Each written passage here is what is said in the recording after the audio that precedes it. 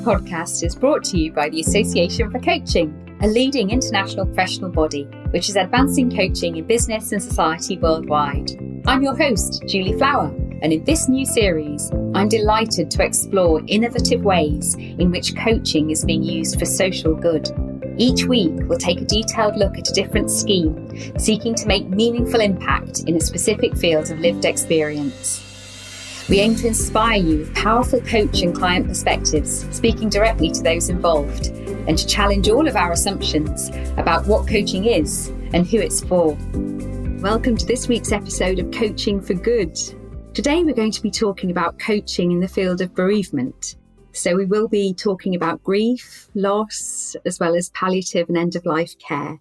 And I'm delighted to be joined by Claire Henry, who is a coach working in the fields of palliative and end-of-life care. Welcome, Claire. Thank you, Julie. It's a pleasure to be with you today. It's fantastic to have you here. I'm really thrilled that you can join us for this conversation. Tell us a little bit about yourself, Claire, and how you came to be in the studio here talking to me about coaching in the field of bereavement. Okay, I've worked in palliative and end-of-life care since the early 90s, so I feel quite old. My background is very much like I was a Macmillan nurse, so I've had that real drive within palliative and end-of-life care. So I've been working in this field in a number of different roles over the years. And what I always found was that I was very much wanting to support people, enable them to be the best they could be, but also thinking about what was important to them, what matters. Because in palliative and end-of-life care, we know that time is limited. So it was like, what's important to you today, which is really important. So that was the palliative and end-of-life care side of things, really. And then I worked with a lot of health and care colleagues where I was starting to do more coaching and mentoring. And then I went and did my diploma in coaching. And when I became independent, because then I've got that more flexibility, which was fantastic. And then I suddenly started working in the world of coaching with people, but also then using a lot of the coaching skills in bereavement. So my colleague actually set up the program I'm going to be talking about, and it really made me think about how we could bring those two worlds together to enable people, especially when we're thinking about bereavement, so it brought my two worlds together, my love of coaching and my love for palliative and end-of-life care and bereavement together. So it's exciting for me to see. And it's very different. It's very new. And it's taken me out of my comfort zone, but I love it. Thank you. And I think it may take many of us out of our comfort zone. Sometimes these are themes that we don't necessarily always want to face up to. But when you said about these worlds colliding, I think that so often happens with coaching, doesn't it? That somehow we then bring in who we are and how we are and our previous experience. So you've touched on this specific scheme around our bereavement that you've been working on. Can you tell us a little bit more about it? Yeah, it started off with a colleague of mine who is a fellow director of the Lost Project. And she'd got into boxing because she was finding things quite tough, wanting to do something about her mental health. And she worked in bereavement as well. So she was thinking, actually, how can we do this different? We know that people find physical exercise very helpful to help with their mental health, but actually, how could we use it in bereavement? And then we talked about the other things around the talking side of things and also that mindfulness, because often it's how do we quieten our mind? What are the other strategies, techniques that we want to use? And the other thing we found was a lot of people were saying, I don't want to sit round in a circle and talk about my innermost feelings. I don't need counselling. I want something different. And one of the overriding emotions that kept coming through was anger, because we don't talk about anger a lot. And how do we deal with it? Carly, my colleague, put the program together with support from myself, and the release program was born. And that's where it came from. So that's how we started. And for me, thinking about how I had never done any boxing. It's all non-contact boxing. So I had never done anything like that before. So it was very new to me, very familiar with talking and supporting and working alongside and encouraging people to think about what their outcomes were. What do they want from it? But the boxing was very new to me. And even just sitting here listening to you, Claire, I feel like I want to add a note. Yes, dear listener, you did hear right. We're talking about using boxing with coaching in the field of bereavement. These are worlds colliding, aren't they? Absolutely. And it was just so interesting because it's non-contact. So you don't hit anybody. I just want to make that clear. Yeah, let's be really clear. We don't hit each other. It's actually like punching bags or dummies. We've got a dummy that we call Bob. He did get a bit of a hammering. to say the least. But what it is about is how you can express your emotions in a different way. And what we found was, and I can talk about the one that I've been very heavily involved in locally, where I live in Rutland. And what we did there was I've buddied up with a colleague who runs a gym company. He, sort of like raising the bar in Rutland. So he'd got all that experience as a boxing instructor, all of that. And I'd got the experience around coaching, bereavement, the talking side, the mindfulness. Carly had tried it down in the south. And we thought, let's see if something can work up in the Midlands. So hence we came together. And what I did was, because it's on the army base, I put myself through going to one of his classes on my own. So I thought, I need to put myself in the participants' shoes, because I need to walk in their shoes and feel how it's going to work, which again, very much about coaching, thinking around that, putting yourself into somebody else's shoes. But I thought, no, I physically need to do this. So I did. So I came onto the camp, obviously had to go through security, walked into the gym, hadn't been in a gym for years, and gave it a go. And I actually found it was really great. I really enjoyed it. I was probably the oldest by a long way, but it was just so useful to use non-contact boxing, the box size classes, to just help with emotions. So I thought, yeah, I'm up for this. Oh, and the fact that you were prepared to put yourself through that as well, Claire. I mean, that's next level professional development. But also, as you say, the fact that we are experiencing potentially the range of emotions, the discomfort, that all sorts of things that our clients might be experiencing. You've talked about this idea of emotional release, and particularly the anger that many people do feel as they are working with their grief. So just tell me a little bit more about the need that you identified in bringing this scheme to bear, what you think was missing in the field of coaching and bereavement that this supports. I think it was very much aimed at probably a younger age group, because there was a lot of different groups, like locally and across the country, where it's probably helpful to say geographically where I am in Rutland, and they are happening in other parts. There was like bereavement help points, or they call them grief kind spaces or bereavement hubs, where people could drop in. But often they were in the day. So people that worked, they couldn't do that. Some people didn't want counselling, because we know that going through bereavement, there are natural emotions. Not everybody needs counselling. They need that support. And also a lot of people were saying they felt isolated, that when you've been caring for somebody who has died, your circle becomes much smaller. You probably haven't been doing the exercise if you did do exercise. We also found that people want to shut us down if we say we're angry about things. People can cope better if somebody's crying. Even then, some people don't cope with different emotions. But it was something saying, I just feel so angry at the situation. I just want to vent it. I just want to get rid of it somehow. So I suppose that's where we came. That's where Carly, and then talking to colleagues who work in hospices and others, going, actually, this is something that we don't offer. This is something different that gives people choice, which I think was really important. There's huge amounts. We have over 500,000 deaths in the UK a year. You think about the amount of people that are affected by that. It's really important to think, what are those options? What are those other offers that people can look at and find some release, as we called it release, is to really feel that it makes a difference to them and they're in control. So again, we don't make people talk about anything they don't want to talk about. And I think that one of the quotes that one of the people who took part said, it was just so refreshing that all emotions were welcome. They felt so great that they could just let go and talk, and not talk if they didn't want to. Just really belt the bag. And actually that physical expression. Yeah. Something completely different. Yeah. And you could really see, I think the other thing for me was we were alongside people, because the way that they can all be done in different ways. They can be done from a town hall to a gym, because you can alternate it. But what we did it on a circuit basis. So I was actually stood by where they were punching, because it worked really well. And I'd just say to them, so what are you thinking about? How is that making you feel? And I think what was really important, we were side to side, so we weren't directly eye contact. That made a big difference to people. And it sounds odd what I'm going to say next is people felt private in a public space, because we had music blaring out. So if people did become very distressed or wanted to talk, it wasn't obvious because we had other people around. So my colleague Jace could carry on with the physical side, and then I could talk to them. And it was interesting. Several people say to me, I don't need counselling. I went, don't worry about that. I'm not a trained counsellor. I'm a coach. And they were like, oh, okay. So it was then, okay, so tell me about things. Tell me about what's important to you. What do you want out of this? So we start to really focus on what was important to them, not what was important to me. And I think that's where the coaching came in, by asking them questions, and listening was critical.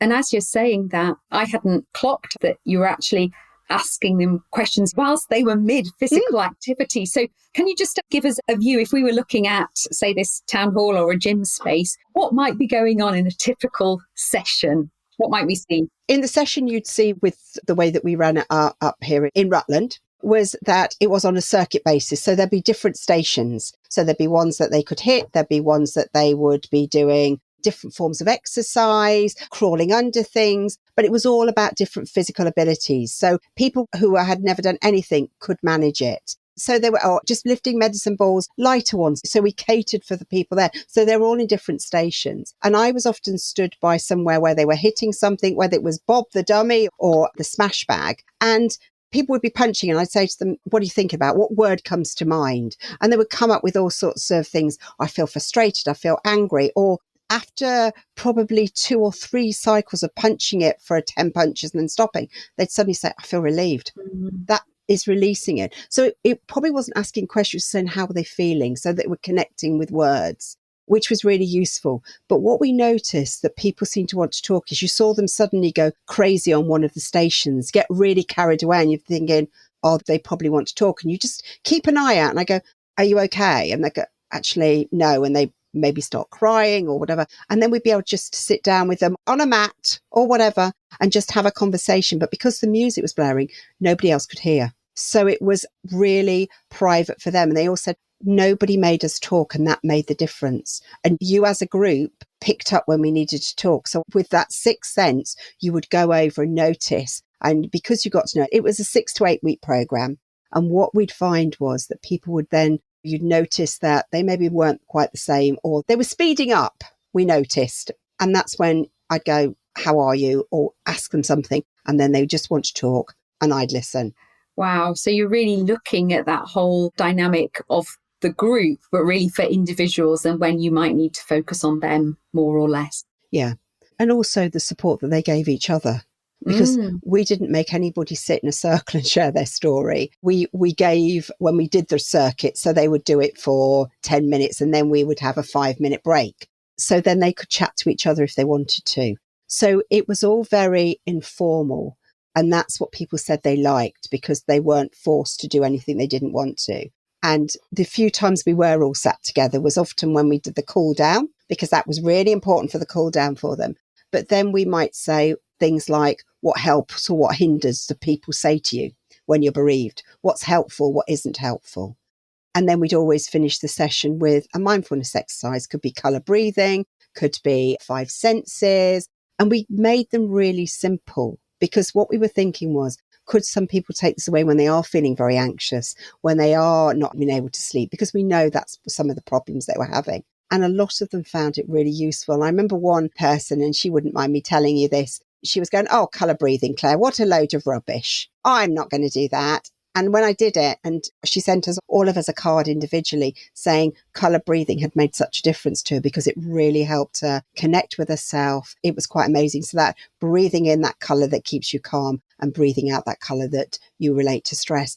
And she just said she could not believe what a difference it made to her. That's fascinating. Just what seemed like simple tools and strategies, but also overcoming maybe some of that resistance that we might have to certain things. Absolutely. As I listen to, lots of things are coming up, but one of the themes I've noticed throughout this podcast series is the power of the peer group.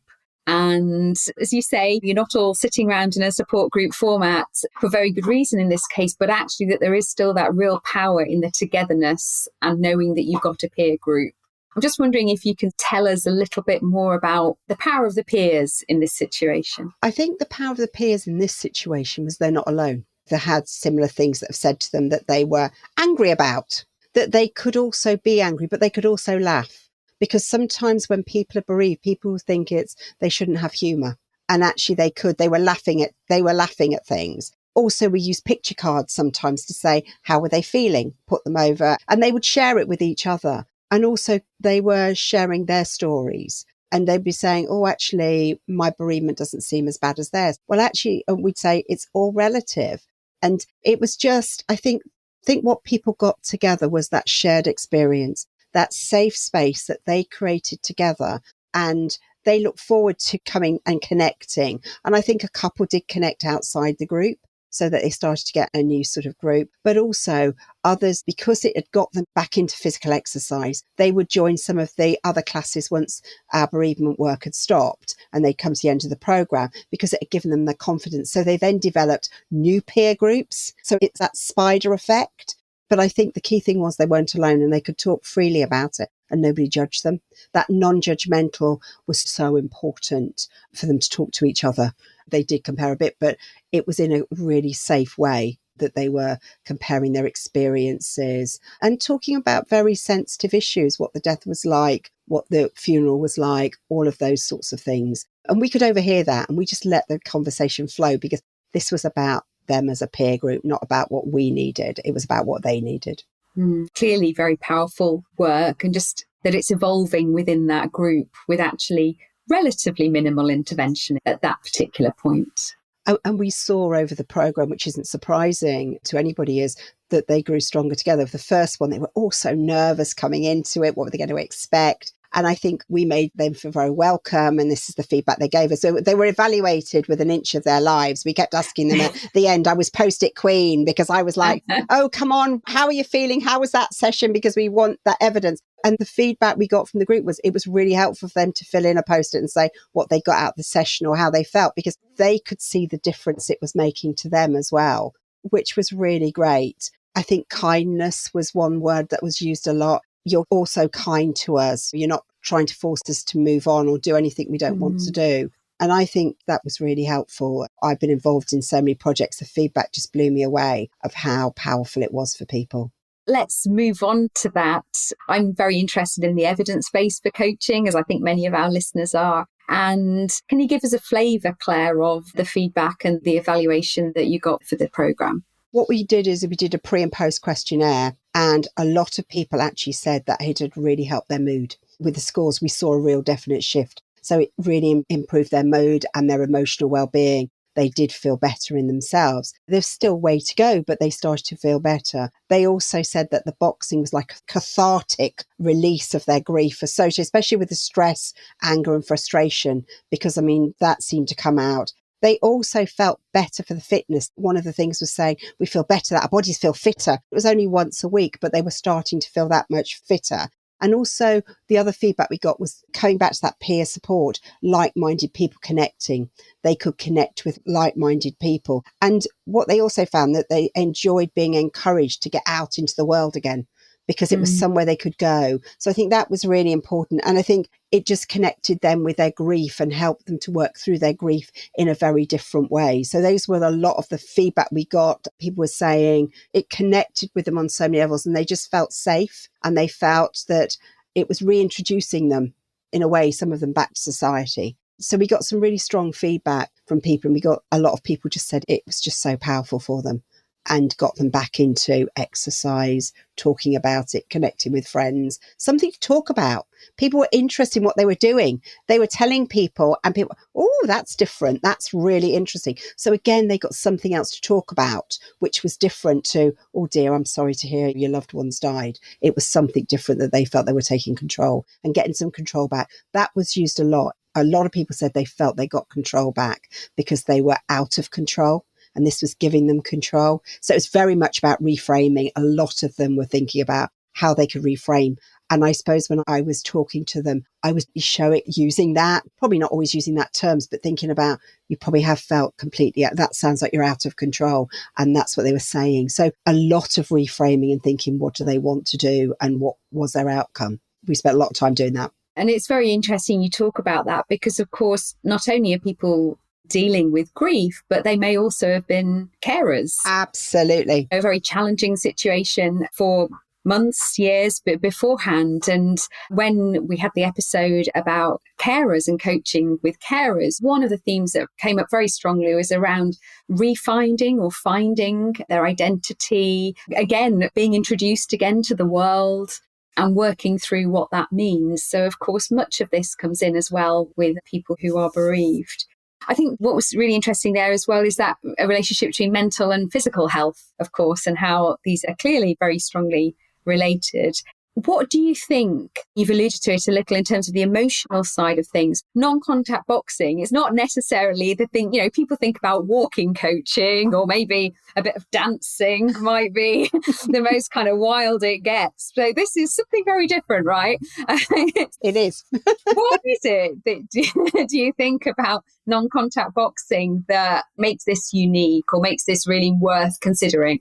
I think it's probably the different release of endorphins for people. Some people have never hit anything before. One person said to me, I've never hit anything before, anybody. This is just great, because I think it's just a really great release because it's powerful. You can hit the bags as vigorously or as simply, slowly as you want to. I think it's just that release of that, all of that adrenaline. It just releases that. And people just feel like it's an outlet. I think that's what the key thing is, because a lot of the time things are really bottled up. They probably didn't describe this, but I think I use a lot of the emotional regulatory systems. So Gilbert's work, because I think that a lot of these people were in threat, but they didn't realize because they'd just been sat in threat for so long, and suddenly they could release it. And for me, the non-contact boxing enables that to do it in a very controlled way. And we ended up having to have 2 of the dummies because they just felt so good. There was something about the physical shape of the body. The smash bag was okay, but actually having the dummy, the sort of torso and the head, that gave people such satisfaction about letting out that emotion. And it was all sorts of things from people that hadn't not been very supportive, but one of them just said, I've had a really bad day at work. This is great. And it's helping in all ways. So along the coaching side, I think it is just allowing people to express their emotions in a very different way when they can't always articulate what they're actually feeling. For me, that was one of the things that they were happy to punch away. And they just said, I just feel like I've just got rid of so much. And I think that's where I would say it's really important alongside coaching. Wow, yeah, and that really visceral experience, but the action being so much more powerful than, as you say, words or intellectualizing it, just getting it out there. Yeah, and I think the satisfaction, and some people say, I feel exhausted, but I feel like I'm lighter. I've been lifted. And also because some of the different techniques and some of the just talking, and we did have that feedback saying, do you know what was nice? We weren't face to face. We weren't head to head. And we do that with walking and other things. But it was very interesting, the feedback. And coming back to your point about carers, a lot of people were saying like they'd had parents die or their wife had died. It was just different people. And even with really close friends, because suddenly their world was very different. They'd always had them and then they hadn't got them. So it was trying to find a different way of moving forward. The term that's used is a new normal, whether that's right. It's about, okay, how does my life look now? Yeah, of course. And the people who came along to this coaching, that must have taken something to think, I know, I'll sign up for a coaching scheme that involves this quite unusual element of physical activity. I'm wondering, how did you find the clients for the scheme? We used all our networks. We used different hospice networks. We used different magazines. We had posters. So we went back to old school, some of the old school stuff. We like a poster. We love a poster. Putting the poster up in the local hotel, in the butchers, in different things. We use the local council. They put it out through their networks, out to local parish councils, all of those sort of things. So it's really thinking about how you get it out locally. And the people have gone, we use social media. We use social media as well, with Facebook, with Instagram, Twitter, all of those sorts of things as well. And some people would be word of mouth. We just thought about different ways. I think we could do more. I think you can always do more. But the people that came on the programme that I was very heavily involved in said it was something different. It appealed to them. And some people did have other sort of interventions along the line as well. One person said she had counselling as well as doing the boxing. Someone else said, actually, no, I went off and did some more sport. So it was people just put what they wanted together, which was really great. And also a lot of people said it was lovely to have something more local, because Rutland, we're quite rural, and actually people have got to travel to Leicester or further. And they were saying it was really nice to have something locally in the county. Yeah, how wonderful to have that kind of thing on your doorstep.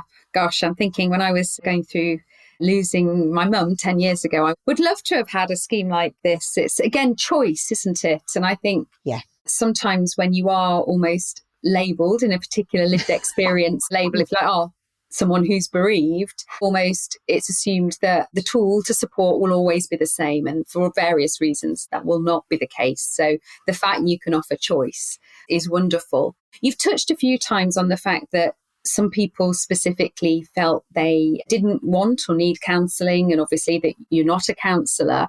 As coaches, we're obviously very interested in boundaries and how we can remain within our competence and support clients in the way that they need. How did you manage any boundary issues with respect to mental health? We were very clear what we were offering. We were very clear right up front. It's not counselling.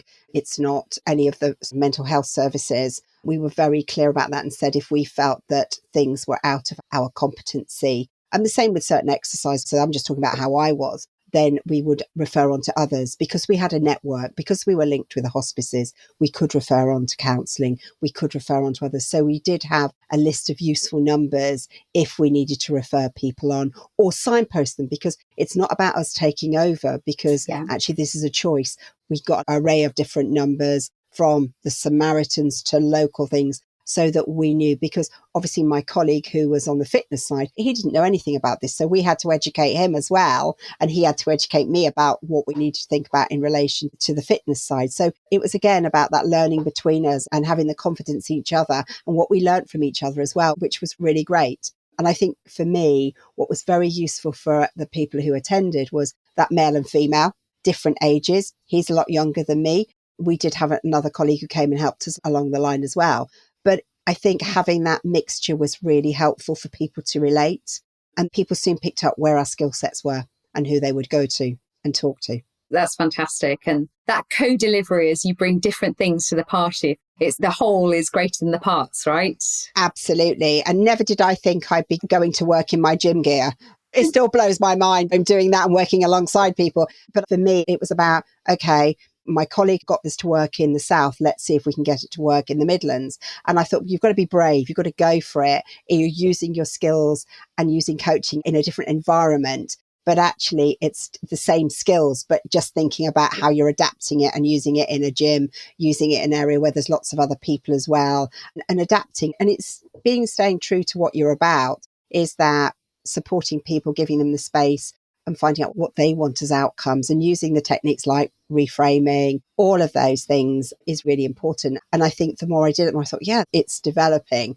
And that non-judgmental was really important. People doing it at their own speed. Absolutely at their own speed. Again, you're not trying to push people through a particular model or framework as such, or tell them how they should be experiencing their grief. It's actually being alongside them in that. Yeah, it was a real partnership. I feel it was a real partnership, how we all worked together. And I think that it was, what did they need? Like several times they were saying, like I've said, I don't want counselling. I don't need counselling. And that was a lot of the time because people said, because I got cried or got upset, then people would immediately say, oh, you need counselling. No, you don't need counselling. You need someone alongside that's actually going to listen. You can express yourself, because you don't need to be fixed in that sense. You need that time and space to decide, how do I want to move forward? Not somebody telling you how you need to move forward.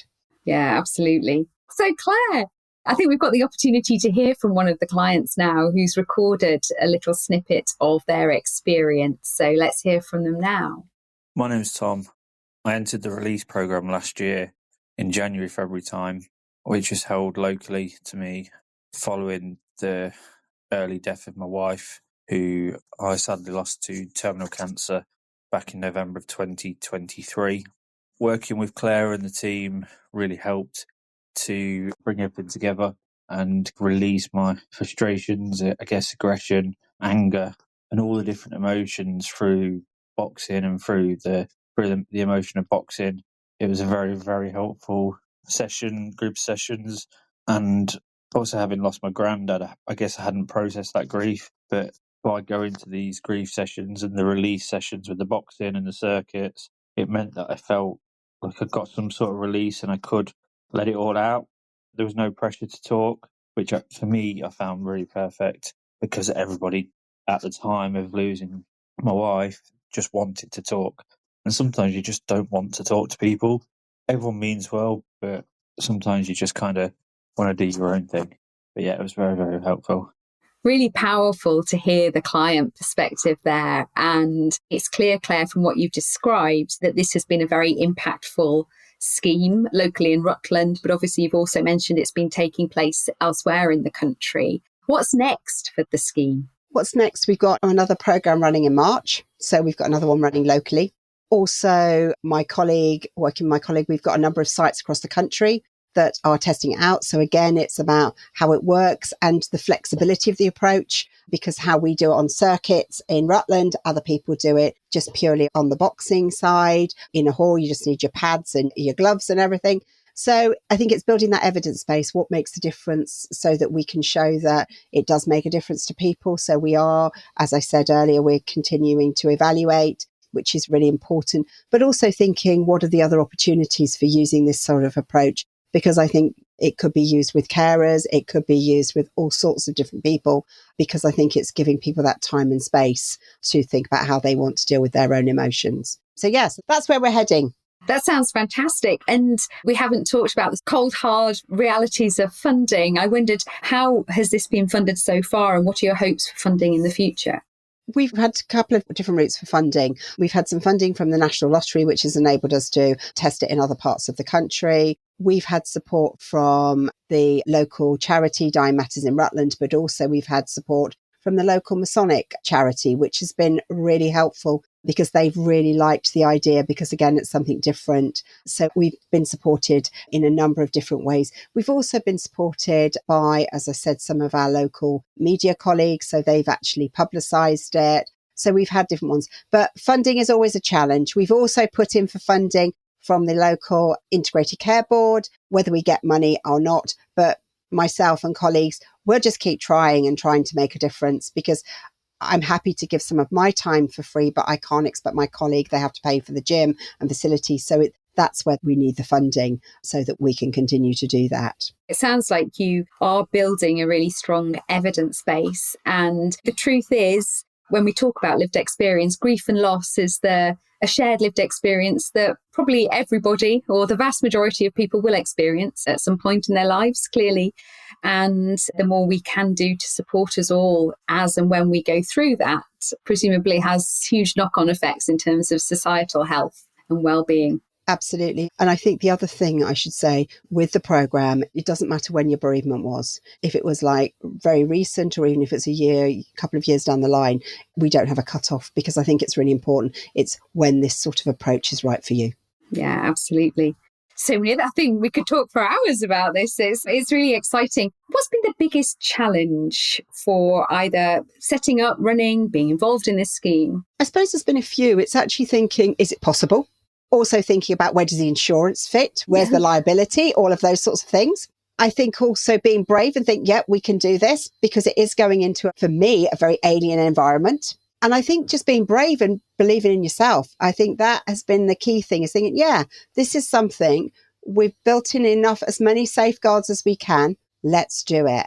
So for me, I think it was on a number of levels. And also, I suppose some of the challenges, is it getting to the right people? Are we getting to the people that really need it? And I think communications is always that ongoing. How can we do it better? How can we phrase it? Even down to what the poster looks like. Is it appealing? Does it not appeal? How can we get it out there? So I think those are some of the ongoing challenges that definitely we face, but just some of the really, have we got all the risk assessments done, those types of things. So it's just thinking of all of those differences, which probably helps with a health background, because we love a risk register. We love to think about all the risks and everything else. You do tend to stand back and think, okay, what is it that we need to do? Yeah, and dare I say, if you've worked in health, you might have a slightly higher threshold for risk, maybe than your average coach, if you like, which might be like, oh, am I going to trip over the laptop cable or something? I suppose, therefore, what might you say to coaches who are listening to this, who are really intrigued by the idea of the non-contact boxing, or even integrating some other kind of physical activity? I would say, get someone you can work alongside with. Be brave. Really think about it and test it in a small way. Rome was not built in a day. Take small steps like we've done. Test it out. See if it works. Again, we've got lots of information that I can share, but I think give it a go. Never did I think I would be working alongside coaching, a gym, a hall, this. So I think have belief in yourself, of your skills, and that you can do it, and go for it. I think life's too short, and the difference you can make, what this has given me has been amazing. As an individual, showing what you can do, and the feedback has been incredible, and the impact we've had as a very small team on people's lives. Money can't buy that. It was just incredible. And if I'm having a bad day, I often read the feedback, and it just makes you think, yeah, what a difference it's made. So I would say, go for it. Take a risk. Wow, just even listening to you, I'm quite speechless, actually. That's hugely powerful. And I can sense, obviously, the impact it's had on you as an individual. What has been the biggest learning or insight for you, Claire? I suppose the impact it's had on people. I didn't think it would have such an impact on people, and how it just flowed. I think we were structured, but we were not structured as well.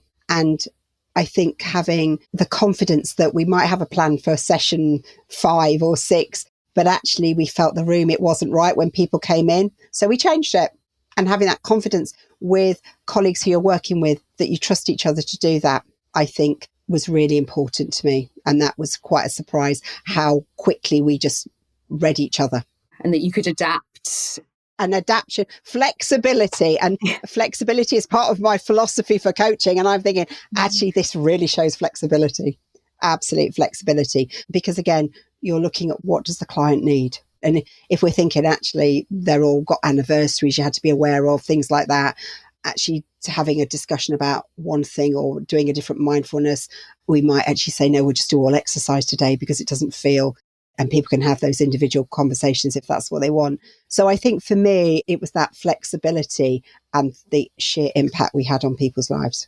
And as you say that makes me think that almost your approach and flexibility and adaptability and presence, if you like, as a coach and as a coaching team, to some extent, that's almost role modeling what you need as you're going through grief. Just that almost in the present moment, being adaptable, because you never know. I'll be sitting in a coffee shop and a particular song will come on and I'll burst into tears. And because it reminds me of my mum and she died 10 years ago, you just never know. But actually being alert to that and being able to adapt, just so powerful in itself. Absolutely. And sitting and walking alongside. I think that's it. Sitting, walking. I know if I think about me sitting, talking to one of the clients, we were sat on the step, the doors were open, it was freezing. And that was where we had that conversation because she felt comfortable there. And that was sitting and being alongside. And I think, it's about feeling comfortable wherever you are. Like when a song comes on, these are skills that I think it's feeling comfortable with listening and actually not thinking you need to fix somebody is actually about being there. That human touch is sitting with somebody, just listening. Listening is such an underrated skill. Absolutely. I think, listen, as somebody said to me once when I was training as a nurse, you have 2 ears and 1 mouth. What does that tell you? Yeah. Yeah, absolutely. Absolutely. And how wonderful when we're talking about a scheme that involves non-contact boxing. Actually, we're also saying within the same breath, this is also about the power of listening and being alongside. These things can coexist. Absolutely. 100%. And it's just so lovely to see people getting those emotions out that they've never been able to express in another way or they've been shut down. It's great. And I think it is that feeling comfortable about wherever people are and listening and enabling people to do what they need to do. So taking a step back, what can coaches and the wider coaching community take from this particular programme? I think looking at how you can combine with other disciplines, other areas, and thinking about how could it look different. I would say find out if there was a need. So have a look around, what is it? Even if it's only you only think or you've got a hunch and you've got that thing, give it a go. I would also say, make sure you're comfortable with it because that will come across. What else do you need to be that coach you want to be? So think, is there other things I need to learn about? What else do I need? Or who else do I need alongside me? So I feel comfortable. And don't be afraid to ask and reach out for help. Ask people. That's what I did. I asked lots of different people. What do you think? What could we do? Working with Jace, who was the boxing instructor.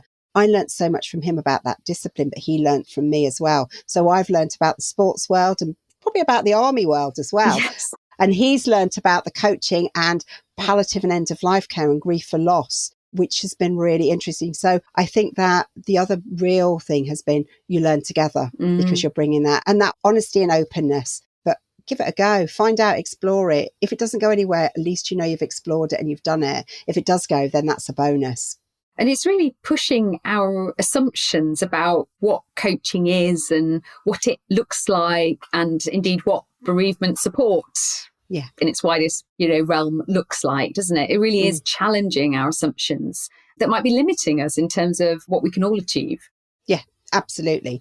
And I think it's just thinking, it was interesting preparing for this podcast. I went back and read my philosophy again, because you've got it, but it was really, I was thinking, actually, I've really fitted. I'm really living my philosophy. It is about that non-judgmental. It is about that listening. It is about flexibility. It's all of those issues about working in partnership, thinking around those emotional regulatory systems, and being very outcome focused for the client. So it was really refreshing to actually look and think, I'm living my philosophy. It's not just something I wrote on a bit of paper. It absolutely living it, which brought a real smile to my face thinking, is that full circle, which was lovely, because I was thinking, if it isn't, what might, but it was. So that was lovely. And I think, again, other coaches might be more disciplined and read their philosophy regularly. I didn't.